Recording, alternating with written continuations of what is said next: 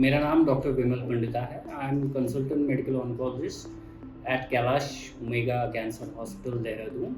I am practicing medical oncology from last 15 years and thank you again for having me today.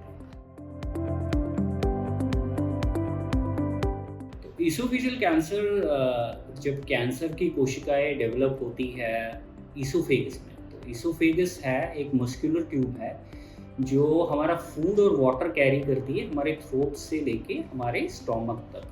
तो जब इसकी inner lining में cancer start होने लगता है तो उसको हम ईसोफेजियल कैंसर कहते हैं.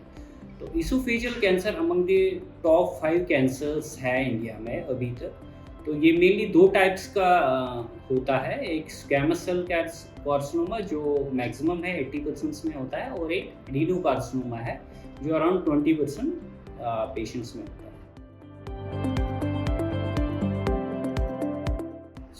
जो मोस्ट कॉमन पेशेंट्स जब आते हैं, जब उनको ईसोफेजियल कैंसर होता है, जो उनकी पहली शिकायत होती है वो होता है कि मेरे को खाना अटकता है, जिसको हम मेडिकल टर्म्स में डिस्फेजिया कहते हैं. तो कभी कभी ये जब खाना अटकने लगता है उसमें पेन भी होता है, जिसको हम ओडाइनोफेजिया कहते हैं. एंड कभी कभी किसी पेशेंट्स को रिकरेंट वॉमिटिंग होती है, वो एक सिम्टम हो सकता है, presenting symptom. And most of the patients में वेट लॉस की चिंता होती है, सो उनको अवेयर नहीं होता है, सो उसको हम इनवॉलंटरी वेट लॉस कहते हैं. So in addition to there are some other symptoms like किसी को खांसी हो रही है, किसी को चेस्ट पेन हो रहा है. सो ये मोस्ट कॉमन सिम्टम्स है जो पेशेंट प्रेजेंट करता है. अगर हम रिस्क फैक्टर की बात करें तो ये 2 टाइप के हो सकते हैं. एक मॉडिफाइबल रिस्क फैक्टर्स, एक नॉन मॉडिफाइबल रिस्क फैक्टर्स. अगर हम नॉन मॉडिफाइबल रिस्क फैक्टर्स की बात करें तो उसमें आता है एज. सो जितना एज बढ़ता जाता है इसका इंसिडेंस बढ़ेगा ईसोफेजियल कैंसर्स में. यूजुअली ये यंग पेशेंट्स में नहीं देखा जाता है, middle age to old patients में देखा जाता है. सेम जो नॉन मॉडिफाइबल रिस्क फैक्टर्स है दैट इज सेक्स, मतलब मेल पेशेंट्स में ज़्यादा होता है compare to female patients. So these are non modifiable. अगर हम अब मॉडिफाइबल रिस्क फैक्टर, सो जो इसकी अच्छी रिलेशन है risk factor, that is smoking. तो smoking is one of the biggest risk factors of oesophageal cancers. कोई हैवी अल्कोहल इंटेक करता है, that is again a risk factor for this oesophageal cancer. Third is Barrett's oesophagus. Barrett's oesophagus एक pre malignant condition है जहाँ पे एक patient को chronic acid reflux होता रहता है. तो उसकी वजह से लोअर ईसोफेगस में, जो लोअर एंड है ईसोफेगस में, उसमें चेंजेस आती रहती है जो अल्टीमेटली कैंसर में कन्वर्ट होता है. So Barrett's oesophagus is again risk factors.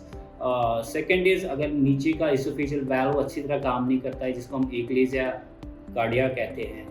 Other risk factors है, कोई ओबीस है बहुत ज़्यादा, और डाइट है जो लो है फ्रूट्स एंड वेजिटेबल्स में.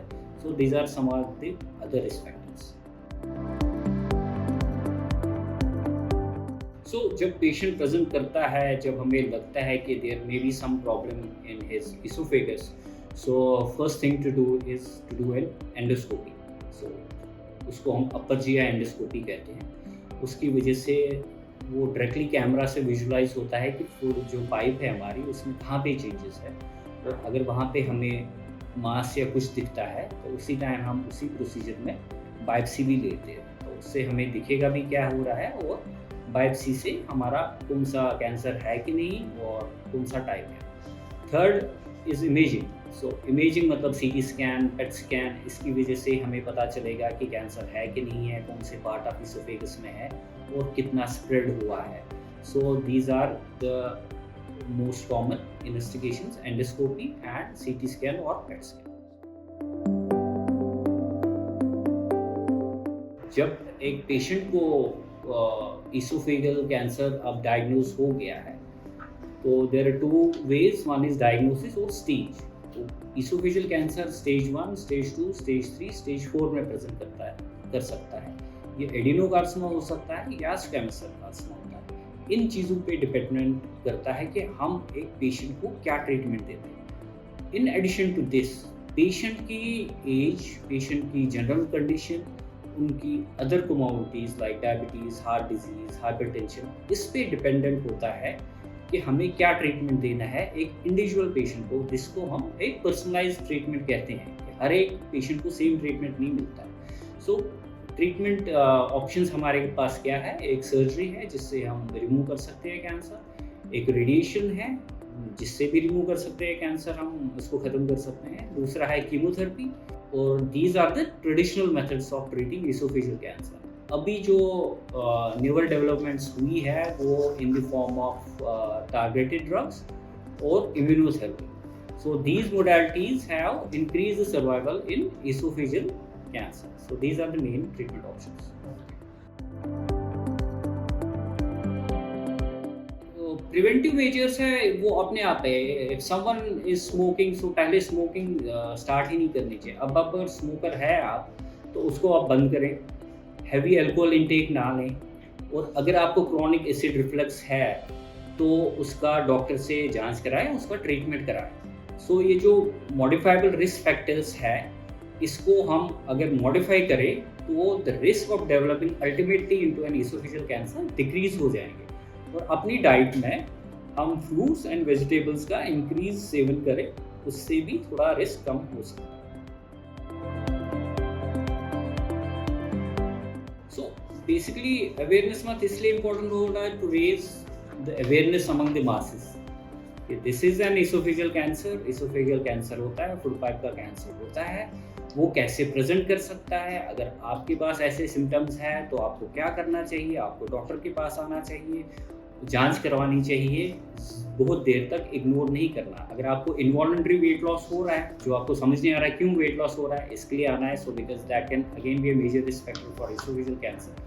So this is just to in our society, just to raise the awareness about esophageal cancer. That's why we celebrate esophageal cancer this month. आप किसी भी हॉस्पिटल में विजिट कर सकते हैं जो मेजर कैंसर सेंटर्स है, जैसे हमारा सेंटर है। आपको कुछ भी इंफॉर्मेशन चाहिए वो है।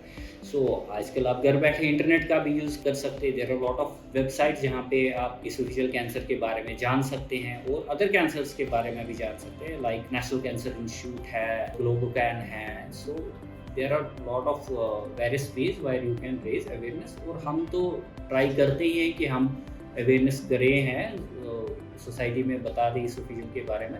सो this is how we can. This is very important कि व्हेनेवर जब भी आपके पास कोई भी सिम्टम हो, not only for oesophageal cancer, जो आपको ठीक नहीं हो रहा है, कुछ दिन में परसिस्ट कर रहा हो या दिन ब दिन बढ़ रहा हो, फिर वो गांठ हो, जैसे खाना खाने में अटकता है, there are other reason also, but जो ठीक नहीं हो रहा है, तो it's better to go to health care worker. ज़रूरी नहीं कि आप ऑन्कोलॉजिस्ट के पास ही डायरेक्ट लेते हैं, जो भी आपके नज़दीक के डॉक्टर है, have a visit, don't ignore your symptoms, then because early detection can lead to cure. That's very important.